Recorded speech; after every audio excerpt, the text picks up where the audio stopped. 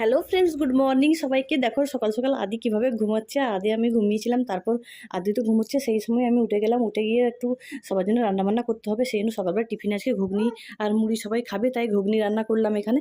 তারপর আদির আজকে 6 মান্থের ফটোশ্যুট করার ছিল। এই মান্থের ফটোশ্যুটটা অনেকটা লেট হয়ে গেল, কারণ আমার টাইম সেরভাবে হচ্ছিল না, সব দিন অফিস ছিল, তো ছুটির দিন দেখে করবো বলে এতটা লেট হয়ে গেল। তো দেখো এভাবে সবজি দিয়ে থিম সাজিয়েছিলাম, তারপর ওকে এভাবে বসে একটা ছবি তুললাম, তারপর করলাম লাঞ্চ।